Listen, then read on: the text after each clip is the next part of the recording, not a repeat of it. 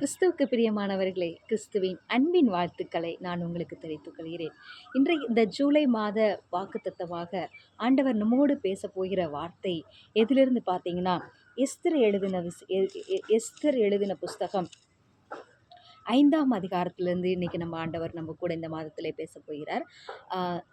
அதில் நம்ம கூட பேசப் போகிற வார்த்தை, பல பேர் ஒரு அதிகாரத்துடைய பதிலுக்காக, ஒரு உயர் அதிகாரி நமக்கு சொல்லப்போகிற பதிலுக்காக நம்ம வெயிட் பண்ணிக்கிட்டு இருக்கோம். என்ன சொல்ல போகிறாரோ, என்ன சொல்ல போகிறாரோ, சைன் போடுவாரா, போட மாட்டாரா, நம்மளை கூப்பிடுவாரா, கூப்பிட மாட்டாரா, அந்த விஷயம் நமக்கு கிடைக்குமா, கிடைக்காதா, அதற்கு அப்ரூவல் கிடைக்குமா, கிடைக்காதா என்று சொல்லி நம்ம காத்து கொண்டிருக்கோம்ல. அதுக்காக காத்து கொண்டிருக்கிறவர்களுக்காக ஆண்டவர் சொல்லுகிறார், ஆண்டவருடைய கண்களில் கிருபையும் தயவும் கிடைத்ததினால எந்த அதிகாரத்திலிருந்து நீங்கள் அப்ரூவல் வரணுமா வராதான்னு காத்து கொண்டிருக்கிறீங்களோ, அந்த அதிகாரியிடத்தில் உங்களுக்கு தயவு உண்டாக்கி ஆண்டவர் அந்த காரியத்தை அவர் வாய்க்க செய்ய போகிறார். இந்த மாதத்திலே எந்த காரியம் அப்ரூவல் ஆக வேண்டும் என்று சைன் போடுவாங்களா, போட மாட்டாங்களா, அப்ரூவல் ஆகுமா, ஆகாதா, நம்மளுக்கு ஃபோன் கால்ஸ் வருமா, அதிகாரியிடத்திலிருந்து ஃபோன் கால்ஸ் வருமா வராதா, இல்லை இன்டர்வியூ அட்டன் பண்ணியிருக்கிறோமே, இங்கேருந்து நமக்கு ஃபோன் கால் வருமா வராதான்னு சொல்லி நீங்கள் எதிர்பார்த்து கொண்டிருக்கிற காரியத்தில் ஆண்டவர் தயவு உண்டாக்கி, அவர் தயவு உண்டாக்குனது, அவர் தயவாக இருந்தது மட்டும் இல்லாமல் மனுஷர்களையும் உங்கள் மேல் தயவாக வைத்து அந்த காரியத்தை வெட்டி சிறக்கப் போகிறார். எஸ்தர் எழுதின புஸ்தகம் 5ஆம் அதிகாரத்தில் பார்த்தீங்கன்னா 2ஆம் வசனத்தில் இந்த யாரை பற்றி நம்ம பார்க்க போகிறோம்னா, இன்றைக்கி எஸ்தர் அப்படிங்கிற ஒரு பெண்ணை பற்றி தான் நம்ம பார்க்க போகிறோம். அந்த பெண் யாருன்னா, அவங்க ஒரு ராஜஸ்திரீ, அவங்க ஒரு குயின். அந்த குயின் என்ன பண்ணுறாங்க, படிக்கலாம் நம்ம.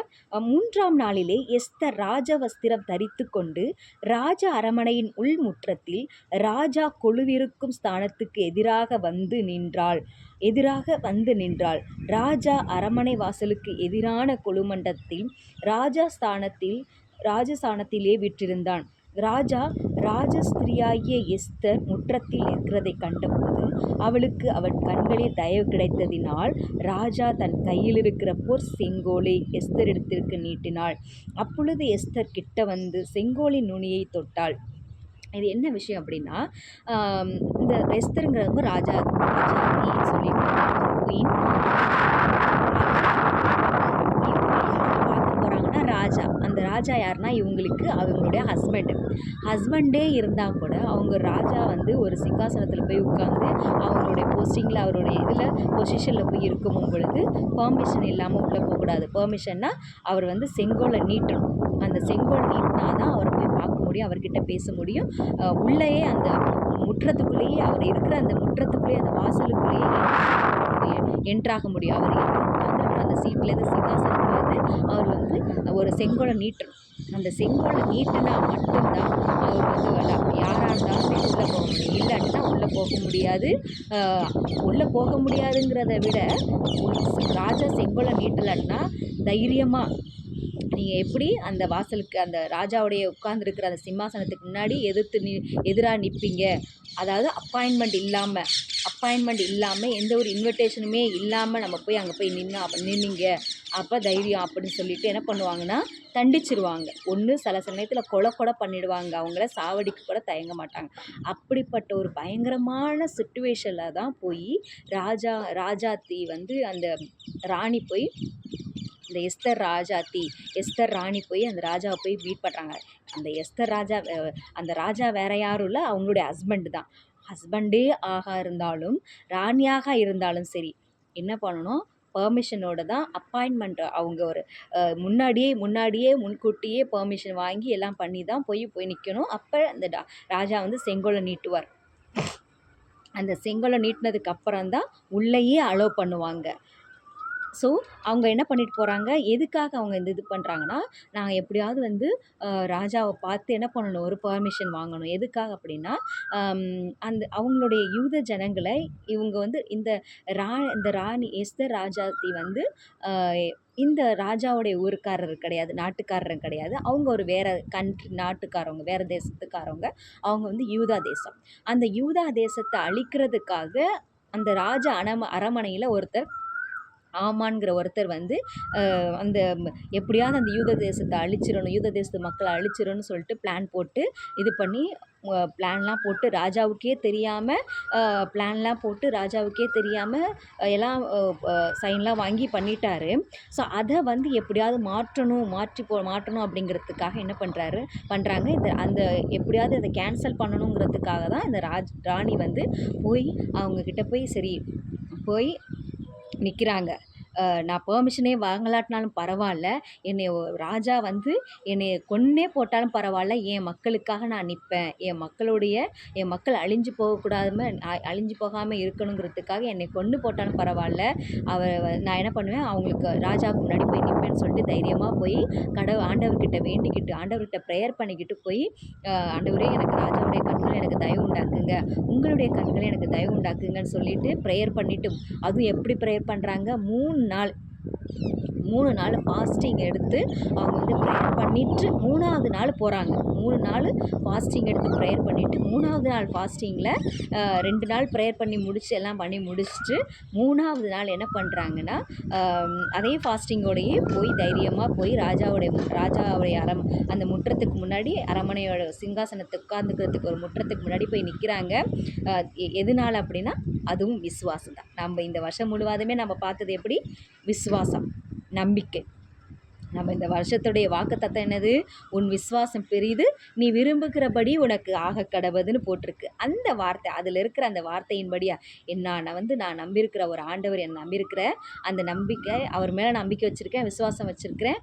அவர் கண்டிப்பாக எனக்கு காரியத்தை வாய்க்க செய்வார், ராஜாவுடைய கண்களை தயவு உண்டாக்குவார், என்னுடைய மக்களை இந்த அழிவிலிருந்து காப்பாற்றுவார், காப்பாற்றுவாருங்கிற நம்பிக்கையினால் அப்படின்னு ஒரு விசுவாசத்தோட ஒரு இனம் புரியாத விசுவாசத்தோடு போய் நிற்கிறாங்க. என்ன ஆனாலும் சரி, என்னை ராஜா கொன்று போட்டாலும் பரவாயில்ல, நான் மக்களுக்காக போய் நிற்பேன் அப்படின்னு ஒரு ஒரு ஒரு தியாகத்தில் போய் நிற்கிறாங்க அந்த ராணி. ஆனாலும் என்ன இருக்குது, தியாகமாக இருந்தாலும் ராஜா என்னை கொன்று போட்டாலும் பரவாயில்ல நான் நிற்பேன். அவங்களுக்கு என்ன இருக்குது, விசுவாசம். அந்தளவுக்குலாம் நான் நம்புகிற ஆண்டவர் என்ன பண்ண மாட்டார், அந்தளவுக்குலாம் என்னை விட மாட்டார். ராஜா என்னை கொண்டு போடுற அளவுக்குலாம் என்னுடைய ஆண்டவர் விட மாட்டார். கண்டிப்பாக ராஜாவுடைய கண்களை எனக்கு தயவு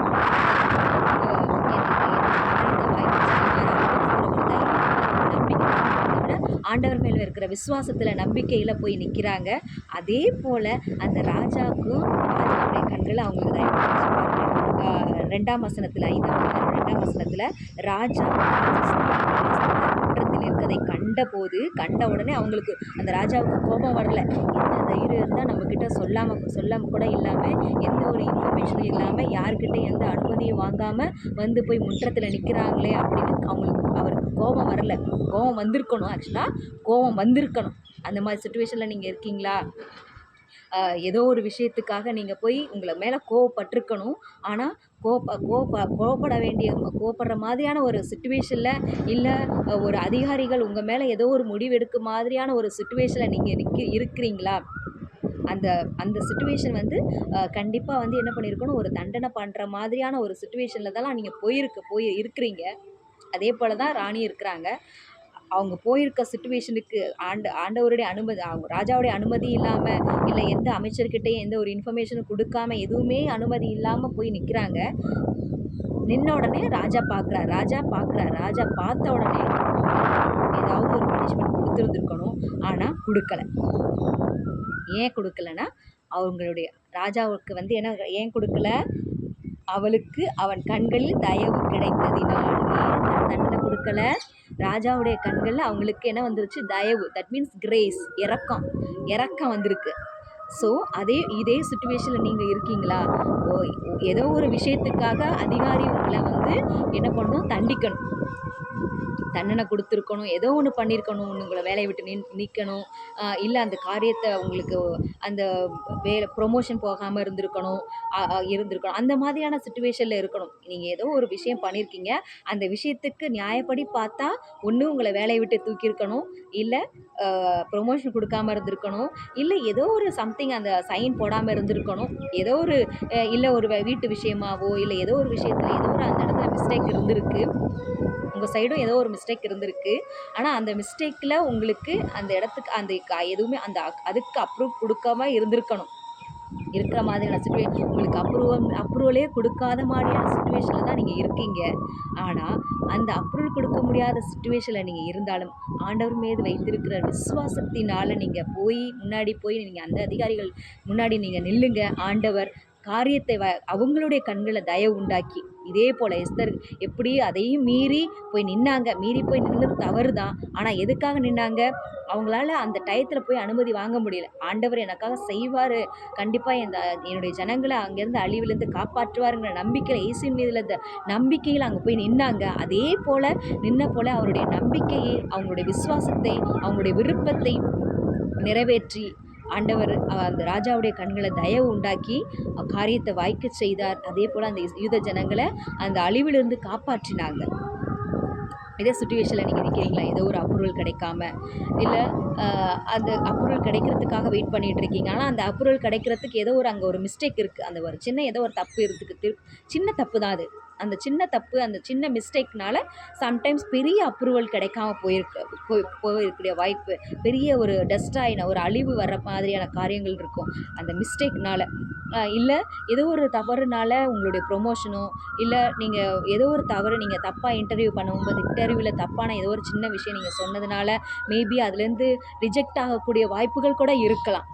ஆனால் எதுவாக இருந்தாலும் ஆண்டவர் யாருக்கு முன்னாடி, எந்த அதிகாரத்துக்கு முன்னாடி உங்களுக்கு எந்த அதிகாரியிடமிருந்து உங்களுக்கு அப்ரூவல் வரணுமோ, எந்த அதிகாரத்திலேருந்து உங்களுக்கு கால் வரணுமோ, எந்த அதிகாரிகிட்ட இருந்து உங்களுக்கு ப்ரொமோஷன் வருமோ, அந்த அதிகாரிகளுடைய கண்களில் உங்களுக்கு தயவை உண்டாக்கி, ஆண்டவர் தயவு இன்றைக்கி ஆண்டவருடைய கண்களையும் தயவு உண்டாக்கி, உங்கள் கண்கள் அவருடைய அந்த அதிகாரிகள் கண்களையும் தயவு கிடைக்க செய்து அந்த காரியத்தை வெற்றி சிறக்க செய். சில பேர் காத்துக்கிட்டே இருக்கீங்க இன்றைக்கி, ஐயோ எனக்கு இந்த மிஸ்டேக் ஆகிடுச்சு, இந்த மிஸ்டேக் நான் பண்ணிட்டேன், இதில் சைன் இந்த மிஸ்டேக் பண்ணிட்டேன், அதனால் சைன் போடுவாங்களா போட மாட்டாங்களா, இல்லை எனக்கு வராது, நான் இன்டர்வியூ அட்டன் பண்ணப்போ இந்த ஒரு மிஸ்டேக் நான் தப்பாக இந்த ஒரு விஷயத்தை நான் தப்பாக பேசிட்டேன், அதில் எனக்கு கூப்பிடுவாங்களா கூப்பிட மாட்டாங்களான்னு தெரியல, ஏதோ ஒரு பதட்டத்தில் நான் பண்ணிட்டேன், ஏதோ ஒரு இதில் நான் தெரியாமல் பண்ணிட்டேன், தெரியாத ஒரு விஷயத்த பண்ணிட்டேன், எனக்கு அது கிடைக்குமா கிடைக்காதா என்ன தெரியல அப்படின்னு சொல்லி நீங்கள் காத்துக்கிட்டு இருக்கீங்களா? நீங்கள் யாருக்கிட்ட இருந்து கிடைக்குமா கிடைக்காதா நீங்கள் வெயிட் பண்ணிட்டு இருக்கீங்களோ, அவங்களுடைய கண்களில் ஆண்டவர் தயவு உண்டாக்கி அதிலிருந்து வெற்றி சிறக்க பண்ணி, யார்கிட்டேருந்து ஃபோன் கால் வரணும்னு எதிர்பார்த்துக்கிட்டு இருக்கீங்களோ, யார்கிட்டேருந்து லெட்டர் வரணும், இல்லை இமெயில் வரணும், இல்லை யார்கிட்டேருந்து எந்த ப்ரொமோஷன்ஸ் வரணும், எந்த அப்ரூவல் வரணும்னு காத்துக்கிட்டு இருக்கீங்களா? இல்லை ஏதாவது வீட்டு விஷயமான கவர்மெண்ட்லேருந்து ஒரு அறிக்கை வரணும், கவர்மெண்ட்லேருந்து எனக்கு இல்லை நீங்கள் எக்ஸாம் எழுதி இது பண்ணணும்னு நினச்சிட்டு இருக்கீங்களா? ஸோ அதிலிருந்து ஆண்டவர் தயவை உண்டாக்கி, அந்த அவர்களுடைய அதிகாரிகளுடைய கண்களை தயவு உண்டாக்கி அந்த காரியத்தை உங்களுக்கு வெற்றி சிறக்க செய்வதற்காக இந்த ஆண்டு செய்ய போகிறார். இந்த மாதத்திலே ஆண்டவர் இதுதான் ஆண்டவர் உங்களுக்கு கொடுக்குற வாக்குத்தத்தம். எந்த உயர் அதிகாரிகிட்ட எதற்காக அப்ரூவல் வாங்க வேண்டும், அப்ரூவல் வர வேணும்னு நீங்கள் எதிர்பார்த்துக்கிட்டு இருக்கீங்களோ, அந்த காரியத்திலிருந்து ஆண்டவர் உயர் அதிகாரிகளுடைய கண்களை தயவை உண்டாக்கி அப்ரூவல் ஆக செய்ய போகிறார் என்ற இந்த மாதத்தில் எந்தெந்த காரியத்துக்கெல்லாம் சக்ஸஸ்ஃபுல் வரணும், அப்ரூவல் ஆகணும், வெற்றி சிறக்கணும், சைன் பெரிய அதிகாரிகள் இவங்க சைன் போட்டால் தான் இது சக்ஸஸ்ஃபுல் ஆகும், அடுத்த விஷயத்துக்கே நான் போக முடியும், இதில் சைன் போட்டால் தான் அடுத்த விஷயத்த நான் அடுத்த ஸ்டெப்ஸ் நான் கால் எடுத்து வடிக்க முடியும், ஆனால் போடுவாங்களா போட மாட்டாங்களான்னு தெரியலையே. அப்படி தான் அந்த எஸ்தர் ராஜாத்தி இவர் பயத்தோடையே போய் நிற்கிறாங்க. ஆனாலும் ஆண்டவர் மேலே ஒரு நம்பிக்கையில் விசுவாசத்தில் போய் நிற்கிறாங்க. ராஜா செங்கோலை நீட்டுவாரா, நீட்டினா தானே நான் உள்ளே போக முடியும், நீட்டுவாரா நீட்ட மாட்டாரா அப்படிங்கிற ஒரு மனசுக்குள்ளே ஒரு தயங்கி கொண்டே தான் போகிறாங்க. ஆனாலும் இன்னொரு சைடு அவங்களுக்குள்ள தயக்கம் இருக்குதா, ஆனாலும் எனக்கு ஆண்டவர் மேலே விசுவாசம் இருக்கிறது, அந்த ஆண்டவர் எனக்கு காரியத்தை வாய்க்க செய்வாருன்னு அவங்களுக்கு ஒரு அந்த இது இருந்தது, ஹோப் நம்பிக்கை இருந்துச்சு. அதே நம்பிக்கையோட அதே விசுவாசத்தோட நீங்களும் என் ஆண்டவர் இயேசு கிறிஸ்து உங்களுக்கு காரியத்தை வாய்க்க செய்வார், என் இயேசு கிறிஸ்து இந்த மாதம் என் கூட பேசியிருக்கிறாரு, உயர் அதிகாரிகள் கண்களை எனக்கு தயவு உண்டாக்கி இந்த காரியத்தை வாய்க்க செய்வேன், இவங்ககிட்டேருந்து லெட்டர் வரும், இவங்ககிட்டேருந்து இமெயில் வரும், இவங்ககிட்டேருந்து எனக்கு பதில் வரும், இவங்ககிட்டேருந்து எனக்கு ஃபோன் கால் வரும், இவங்ககிட்டேருந்து இந்த அதிகாரிகிட்டேருந்து எனக்கு சைன் அத்தாரிட்டி வரும், ப்ரொமோஷன் வரும், வேலை கன்ஃபார்ம் ஆகும் அப்படின்னு சொல்லிட்டு யார்கிட்டேருந்து வரும் அப்படின்னு சொல்லிட்டு நீங்கள் நம்பிக்கிட்டு இருக்கீங்களோ, அவங்க கிட்டேருந்து எனக்கு கண்டிப்பாக ஆண்டவர் செய்வார், கிரியை செய்வார். ஏன்னா நான் இயேசு கிறிஸ்துவை நான் நம்பியிருக்கிறேன். என் இயேசு கிறிஸ்து இந்த மாதத்தில் வாக்குத்தத்தம் கொடுத்திருக்கிறார். இந்த மாதத்தில் ஒரு தயவு கொடுக்க அதிகாரிகள் கண்களில் தயவு உண்டாக்கி வரவேண்டிய காரியங்களை அப்ரூவல் உண்டாக்க செய்து செயல்பட வேண்டிய காரியங்களை செயல்பட செய்து செய்வார்ன்னு சொல்லிட்டு எனக்கு வாக்கு கொடுத்துருக்கிறார். நிச்சயமாக இயேசு கிறிஸ்து என் வாழ்க்கையில் செய்வார். நீங்கள் நம்பி நீங்கள் அந்த காரியத்தை மூவ் பண்ணுங்கள். யார்கிட்ட போகணுமோ, யார்கிட்ட போய் பேசணுமோ, எந்த ஹையர் ஆஃபீஸர்கள்ட்ட பேசணுமோ, எந்த அதிகாரிகள்கிட்ட பேசணுமோ அந்த அதிகாரிகள்கிட்ட போய் நீங்கள் மூவ் பண்ணி போங்க. ஆண்டவர் காரியத்தை நிச்சயமாக வாய்க்க செய்வார். அது ஆப்போசிட்டான காரியமாக இருந்தாலும் சரி, எதிரான காரியமாக இருந்தாலும் சரி, இல்லை அது நடக்கவே முடியாது, இது வந்து வாய்ப்பே இல்லை, தட் மீன்ஸ் அது வந்து இது வந்து என்னது, சட்டத்துக்கு விரோதமாக அப்படி தான் அவங்க போனாங்க. சட்டத்துக்கு விரோதமான காரியம், ஒரு இன்ஃபர்மேஷனே இல்லாமல், அனுமதி இல்லாமல் எந்த மந்திரிக்கிட்டையோ இல்லை ராஜா வந்து ஹஸ்பண்டேவாக இருந்தாலும் அட்லீஸ்ட் ஹஸ்பண்ட் அவர்கிட்ட முன்னாடியேவாவது சொல்லியிருந்துருக்கணும். அது கூட அவங்க சொல்லலை, எதுவுமே சொல்லலை. அவங்க சட்டத்தை மீறி போய் நின்னாங்க. சம்டைம்ஸ் அதுதான் நம்மளுக்கே தெரியும், அது சட்டத்தை மீறின காரியமாக இருக்கும் தான், காரியம்னு தெரியும். ஆனாலும் வேறு வழி இல்லை, நம்மளால் அது இருந்தால் தான் நம்ம வாழ்க்கையில் வந்து லைஃப்பில் வந்து அப்போ தான் அந்த சட்டத்தை மீறின ஒரு விஷயந்தான். நான் அப்படி போனால் தான் என்ன பண்ண முடியும், என் ஜனங்களை, அந்த யூத ஜனங்களை அந்த அழிவிலேருந்து பாதுகாக்க முடியும். இல்லாட்டினா நான் பயந்துட்டு இருந்தேன்னா என் ஜனங்கள் அழிஞ்சு போயிடுவாங்க. அந்த நோக்கத்தில் தான் அவங்க போய் நிற்கிறாங்க. ஸோ அதே மாதிரியான சுச்சுவேஷனில் தான் நம்ம இருக்கிறோமா? சட்டத்துக்கு ஆப்போசிட்டான ஒரு காரியத்தில் தான் நம்ம போய் நிற்கிறோம். அதுக்கு வந்து நமக்கு கிடைக்கிறதுக்கு சட்டத்தில் ஒரு இதுவே கிடையாது. சட்டத்தில் வந்து ஒரு ஒழுக்கமே அந்த இதில் வந்து கிடையாது. நம்ம போய் நிற்கிற விஷயம் சட்டத்துக்கு புறம்பான காரியம்தான். சட்டத்துக்கு விரோதமான காரியத்தில் தான் நம்ம விரோதம் நம்ம தவறு செஞ்சில்ல, தெரிஞ்சு தவறு செஞ்சில்ல, நமக்கு தெரியாமல் நம்மளை அறியாமலே அது வந்த காரியம். அந்த காரியத்தினால அது நம்ம என்ன பண்ணுறோம், அது சட்டத்துக்கு முடியாத, சட்டத்தினால் ஏற்றுக்கொள்ளப்படாத காரியம்தான். சட்டத்தினால் ஏற்றுக்கொள்ளப்படாத காரியமாக இருந்தாலும் நீங்கள் ஆண்டவர் மேல் விசுவாசம் வைத்து நீங்கள் போங்க. நிச்சயமாக ஆண்டவர் உதவி செய்வார். ஏன்னா அது நடந்தால் தான் நம்ம அடுத்த ஸ்டெப் நம்ம வாழ்க்கையில் அடுத்தது நம்ம அடுத்த லெவலுக்கு போக முடியும். அப்படி இருந்தால் தான் சட்டத்தை ஒழுங்குக்கு தாண்டி நம்ம போய் அந்த காரியம் நமக்கு நடந்தால் தான் நாம் உயிரோடே இருக்க முடியும். நம்ம வாழ்க்கையவே வாழ முடியாமான சூழ்நிலையில் நீங்கள் இருக்கீங்க அப்படின்னா நிச்சயமாக அதை நீ வாய்க்க செய்வறேன். உண்மைதான், சட்டத்துக்கு விரோதமான காரியம்தான், வேறு வழி இல்லை. இது அவங்க ஒத்துக்கிட்டாங்க தான். அந்த அப்ரூவல் வந்தால் தான் நான் உயிரோடே இருக்க முடியும், அந்த அப்ரூவல் வந்தால் தான் என் வாழ்க்கையே வாழ முடியும். அப்படிங்கிற சிச்சுவேஷனில் நீங்கள் நிற்கிறீங்கன்னா ஆண்டவர் நிச்சயமாக அவங்களுடைய கண்களில் தயவு உண்டாக்கி பெரிய காரியங்களை செய்வார். கர்த்ததாமே இந்த வார்த்தைகளை ஆசீர்வதிப்பாராக. நான் ஜெபம் பண்ணுவோமா? ஆண்டவரே இசப்பா, நீர் எங்களுக்கு இந்த மாதத்தில் கொடுத்த வார்த்தைகளுக்காக எமக்கு நன்றி தகப்பனே. அப்பா இசப்பா, இந்த மாதத்தில் நீங்கள் அப்பா எஸ்தர் 5ஆம் அதிகாரத்தில் அப்பா பேசினது போல தகப்பனே அப்பா விசுவத்திருக்கிறோம். அப்பா அந்த எஸ்தர் ராணி அப்பா எனக்கு அந்த செங்கோல் ராஜா நீட்டுவாரா நீட்ட மாட்டாராங்கிற தயக்கத்தினால் இருந்த காரியங்களை அப்பா இசப்பா மாற்றி போட்டு தகப்பனே அதை வெற்றிகரமாய் நீங்கள் மாற்றி கொடுத்ததுக்காக எமக்கு நன்றி தகப்பனே. அதே போல் அப்பா யாரெல்லாம் இதை பார்த்து கொண்டிருக்கிறார்களோ அவர்கள் வாழ்க்கையில் நடக்குமா நடக்காதா, அப்பா செய்யப்படுமா செய்யப்படாதா என்று சொல்லி அப்பா தயக்கத்தில் உட்கார்ந்துட்டு இருக்கிற அப்பா எல்லா தயக்கதனமான காரியங்களை நீங்கள் மாற்றி போட்டு காரியத்தை வாய்க்க செய்வாங்க. ஆசீர்வதிங்க பலப்படுத்துங்க. கர்த்தர் நிச்சயமாக உங்களை ஆசீர்வதித்து எந்த காரியத்துக்காக நீங்கள் தயங்கி கொண்டிருக்கிறோம் அந்த தயக்குதலான காரியங்களிலிருந்து மாற்றி அதிகாரிகள் கண்களை தயவு உண்டாக்கி அந்த காரியத்தை வெற்றி சிறக்கப்பார்.